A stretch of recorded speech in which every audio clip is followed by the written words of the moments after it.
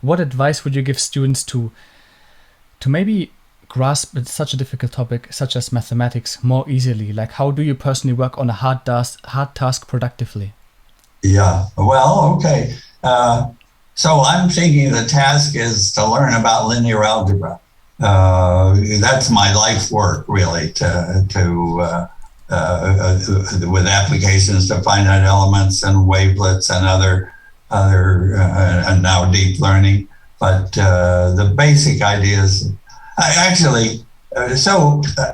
just created lecture notes for linear algebra, about 150 pages of lecture notes that I'm thinking that could be an ebook that people would, math teachers could use it just before they go into class. They could have a quick look to see the outline of what their topic is. So I think of linear algebra as really the key steps are factoring a matrix, a general matrix. For example, eigenvalues would give a way to factor, to diagonalize a matrix. You write it, so you have this matrix and we know its eigenvalues and eigenvectors.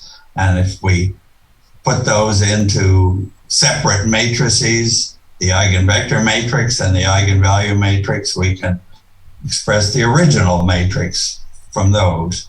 So, but I don't know if all your audience knows about singular values. Singular values are what you do when the matrix isn't square and a matrix of data is not square. So singular value decomposition is like the eigenvalue decomposition that we all learned, but really the eigenvalues are great for symmetric matrices.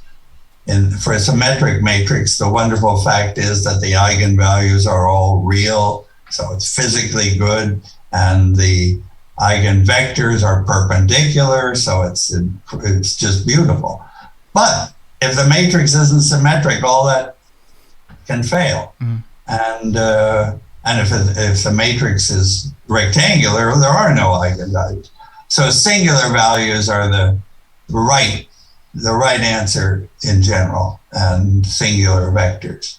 The main difference is when you have a rectangular matrix, then you have a basis for the rows, and the rows maybe would be in n-dimensional space, and then you have a basis for the columns, and the columns might be in m-dimensional. We have two spaces, m-dimensional space and n. So naturally, there are two kinds of eigenvectors, only we don't call them eigenvectors, call them singular vectors. So they're left singular vectors and right singular vectors. You have to have that when the matrix is rectangular.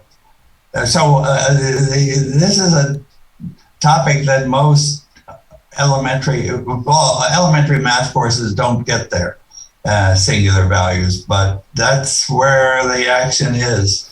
If you ask a linear algebra person some problem, he or she is going to think about how to solve it using singular values. And I think in your new book, you covered SVD, if I'm not mistaken, right? Yes, that's right. Oh, yeah, I include it now in my course.